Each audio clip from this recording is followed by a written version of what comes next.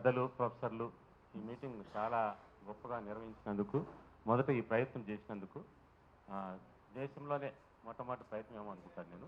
అది చాలా మొట్టమొదటి ప్రొఫెసర్ని చాలా ప్రత్యేకంగా హృదయపూర్వకంగా అభినందిస్తున్నాను.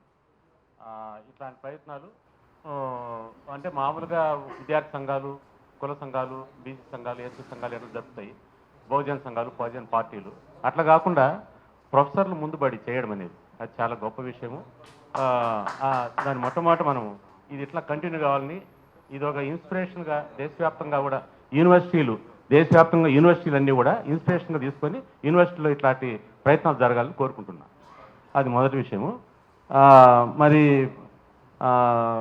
తర్వాత నేను అంటే ఈ సల్లూరి మలేష్ హత్య ఏదుందో ఈ డిమాండ్స్ ఏం పెట్టినారో దాని ప్రకారం చాలా ఏమాత్రము అందులో మన సెషబిష్ లక్కర్లే సల్లూరి మహేష్ హత్యను ఖండిస్తున్నాము. ఆ కులాంతర ఈ సందర్భంగా ఈ నేపథ్యంలో చాలా వివరంగా మంచి విలువైన మాటలు మాట్లాడారు అందరూ. దాంట్లో కులాంతర వివాహాల పరిరక్షణ చట్టం తప్పనిసరిగా మనం తీసుకొచ్చేదానికి మన ప్రయత్నాలు మనం చేద్దాము. అందులో ఏమన్నా నా పాత్ర వరకు నా పని వరకు నేను వస్తాను. అది తర్వాత ఈ ముఖ్యంగా మాకు శివసాగరు చాలా ప్రీతిపాత్రుడు. ఆయనతోనే మొదలు పెట్టాల్సింది. బతుకున్న వాళ్ళు చనిపోయిన వాళ్లకు సమాధి చేసే వ్యవధి కూడా లేని దేశంలో జైళ్ళు నెగళ్ళు, జైళ్ళు దేశం అంతరాత్మ, జీవితం ఒక్కటి జైళ్ళు అనేకం. ఉరికంబం మీద నిలిచి ఊహాగానం చేసేదా, ఉరికంబం మీద నిలిచి ఉద్యమ గీత పాడేదా, ఉరికంబం మీద నిలిచి ఊహాగానం చేసేదా నా ఊహల ఉయ్యాలలోన మరో జగతి ఊసలాడు. మహాకవి శివసాగర్ని ఈ టైంలో గుర్తు చేసుకుందాం. ఆయనంత త్యాగంతో అట్లాంటి త్యాగదనుడు ఆయన కూడా ఈ మహాకవి గురించి మాట్లాడాను. ఆయన కూడా అలాంటి పార్టీలో కులం విషయం మీద ఫైట్ చేసినవాడు కాబట్టి ఆయన గుర్తు చేసుకోవాల్సి వచ్చింది.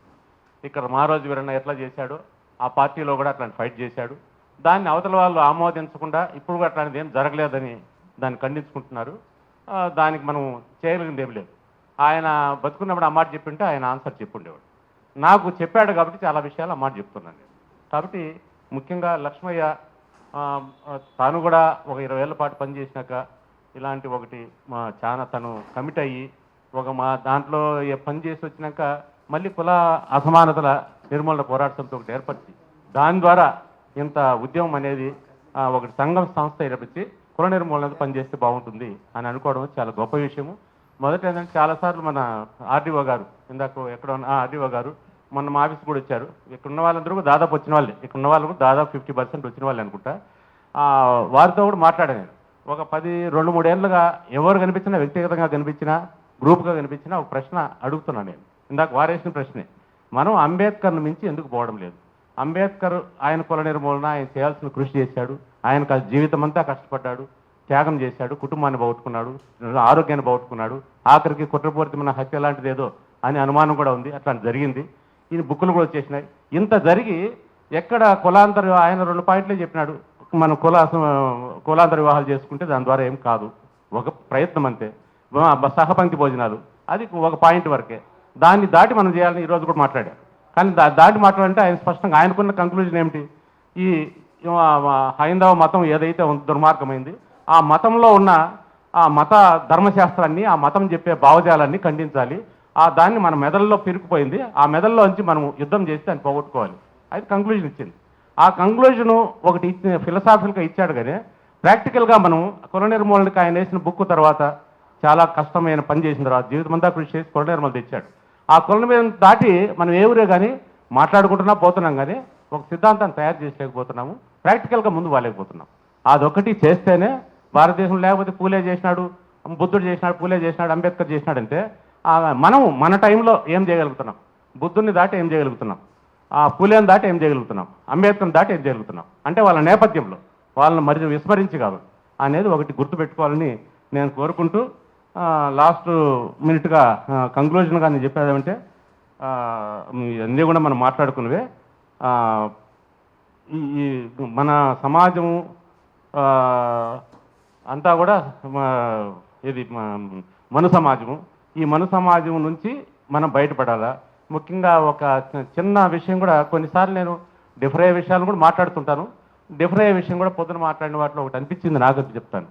స్త్రీలంతా కూడా మనం కమ్యూనిస్ట్ పార్టీలు కానీ సమాజం కానీ లేకపోతే మొత్తం సంస్థలు కానీ వ్యక్తులుగా కానీ స్త్రీల గురించి మనం మాట్లాడేదంతా చాలా ప్రొటెక్టెడ్గా మాట్లాడుతుంటాం. స్త్రీలు కూడా అదే మాట్లాడుతున్నారు, చట్టం అదే మాట్లాడుతుంది, దేశం అదే మాట్లాడుతుంది. కానీ స్త్రీలకు సంబంధించిన విషయంలో ఇప్పుడు దారి తప్పారు, స్త్రీలు దారి తప్పారు. స్త్రీలు ఎంతగా దారి తప్పారంటే దాదాపు ఇంతకుముందు మిగతా ఎవరు చెప్పారు, మీరు డేటా చూడండి ఎక్కడైనా కానీ, ఒక 2 సంవత్సరాల్లో దాదాపు 700 మంది పురుషుల్ని చంపేశారు. పెళ్ళిళ్ళు చేసుకొని లేకపోతే పెళ్ళిళ్ళు చేసుకున్నాక ఇది అయిపోవడం. దీన్ని కాంట్రవర్సీ అనుకోకండి మీరు. సో అది ఎందుకు చెప్తున్నానంటే ఆ కులము, లైంగిక వివక్ష, ఆ లింగ వివక్ష ఏదంటున్నామో ఆ కులము, లింగపు పెళ్ళి అంటేనే కులము లింగం అని కలిస్తే అవుతుంది. కానీ ఆ వివక్షలో భాగంగా ఇవన్నీ జరుగుతున్నాయి.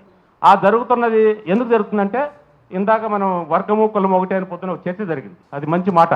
దాంట్లో లాల్ నీళ్ళని కొంతమంది ప్రయత్నం కూడా చేస్తున్నారు తెలంగాణలో, అది కూడా గొప్ప ప్రయత్నమే. అంటే ఆ డబ్బు అనేది ఎంతవరకు వచ్చేసిందంటే ఇంకా పెళ్లి అనే విషయం కూడా ఇంకోరు చాలా బాగా మాట్లాడారు ఇందాక. పెళ్లి అనేది ఘోరంగా తయారైపోయింది, ఘోరమైన ఇన్స్టిట్యూట్గా తయారైందని. ఇప్పుడు కావాలంటే పరిశీలించండి, యంగ్ జనరేషన్లో ఇప్పుడు వాళ్ళు చాలామంది పెళ్ళిళ్ళు వద్దనుకుంటున్నారు. మీరు కాబట్టి సర్వే చేసుకోండి. ఇప్పుడున్న వాళ్ళు యంగ్స్టర్స్, అమ్మాయిలు కానీ అబ్బాయిలు కానీ పెళ్ళిళ్ళు వద్దనుకుంటున్నారు. ఎందుకంటే స్వయంగా మీరు కావాలంటే విచారించండి, సర్వే చేసుకోండి. ఎందుకంటే ఈ పెళ్ళిళ్ళలో జరిగిన హింస, పెళ్ళిళ్ళలో జరిగిన బాధలు, తమ తల్లిదండ్రులు ఇప్పుడు పడినవి, ఈ సొసైటీ మారిందంతా చూసి ఆ విధంగా మారిపోయి ఒక్కొక్క కోణం ఉంది. ఇంకొక కోణం ఏంటంటే అమ్మాయిలు స్వయంగా మా ఆఫీస్కి వచ్చి చాలామంది వాళ్ళ తల్లిదండ్రులు వచ్చారు, చాలా పెద్ద ఆఫీసర్లు. వాళ్ళు వాళ్ళ తల్లిదండ్రులు ఇద్దరు వచ్చారు, బ్యాంకు వాళ్ళు వచ్చి ఆ అమ్మాయి ఏమంటుందంటే వాళ్ళ తల్లి, ఏమ్మా మీ పిల్లలు అదేంటే బాబు కొంచెం ఎంటెక్ చేస్తున్నాడు, బీటెక్ వదిలేసి జాబ్ చేయాలంటే జాబ్ వద్దనుకొని వదిలేసినాడు. ఏమ్మా అంటే పెళ్ళి ఒకటి చేయాలనుకున్నాము. ఆ అమ్మాయి స్వయంగా వచ్చి తల్లిదండ్రులు పక్కన పెట్టేసి ఆ అమ్మాయి ఏమడిగిందంటే చర్చిలో, మీది ఎంత మీ బాబు ప్యాకేజ్ అంటే 2 లక్షలు అని ఏదో చెప్పారంట. 10 లక్షలు ఉంటే మాట్లాడింది అన్నారు. అంటే దీస్ ఆల్ ఫ్యాక్ట్స్ ఎప్పుడే కానీ మనం నిజాలు అబద్ధాలు వ్యాఖ్యానాలు ఎన్నో ఉంటాయి, కానీ ఇవి ఫ్యాక్ట్స్. ఇవన్నీ కూడా సమాజం డబ్బు అనేది తలమార్గంగా తయారైపోయింది అనే దానికోసం మాట్లాడుతున్నాను. ఈ సిస్టమ్ రేపు పెళ్లి, ఈ సిస్టమ్ వివాహ వ్యవస్థ క్షీణించిపోయినా పెద్ద ప్రమాదం, పెద్ద ఆశ్చర్యం ఏం లేదు. కాబట్టి ఇవన్నీ చర్చలోకి తీసుకునే మనం కులాన్ని, లైంగిక వివక్షని, మిగతా వర్గ పోరాటాన్ని ఇవన్నీ కూడా కలిపి మిక్సప్ చేసి మనం ఒక సమగ్రంగా ఉంటుంది. అట్లా చేస్తే బాగుంటుందని ఒక మిత్రులు బ్రాడ్గా కూడా మాట్లాడారు, చక్రధరరావు గారు బాగా చాలా బ్రాడ్గా మాట్లాడారు. అట్లా మిగతా వాళ్ళు వాళ్ళ విలువైన అభిప్రాయాలు చెప్పారు. అయితే ఒక యాంగిల్లో కాకుండా సమగ్రంగా మనం ఆలోచించి చేయగలిగితే బాగుంటుంది అని చెప్తూ ఫైనల్గా మనం ఈ మనవాద వ్యవస్థ పోవాలి, ఈ ధన ప్రభావంతో కూడిన వ్యవస్థ పోవాలి. మనమంతా ఈ బౌద్ధ, ముఖ్యంగా లాస్ట్ ఫైనల్గా చెప్పగలిగిందంటే బౌద్ధం అనేది మతం కాదు, దమ్మం. ఆ దమ్మంలో కానీ పడగలిగితే మనం రేపు పొలిటికల్ పార్టీ అది ఇది అన్నారు, అట్లాంటి పొలిటికల్ పార్టీ ప్రయత్నం చేస్తే కానీ దేశం బాగుపడదు. ఎందుకంటే ఇంకో ఆల్టర్నేటివ్ లేదు, వేస్తే వాళ్ళకి వేయాలి లేకుంటే వీళ్ళకి వేయాలి. కానీ ఒక పొలిటికల్ వ్యవస్థ నిర్మాణం చేసుకోవాలి అంటే బౌద్ధ దమ్మం ఏదుందో ఆ దమ్మాన్ని అందరూ అర్థం చేసుకోగలిగితే ఎవరైతే బహుజనులు ఉన్నారో వాళ్ళ చీడ, చెత్త, చెదరమంతా పోతుంది అని చెప్తూ ఆ బౌద్ధ దమ్మం కూడా మనం పాటించాలని మరొకసారి కోరుకుంటూ మన కులాంతర వివాహాల రక్షణ చట్టాన్ని మనం తప్పకుండా తెచ్చుకుందాం, పోరాడదాం.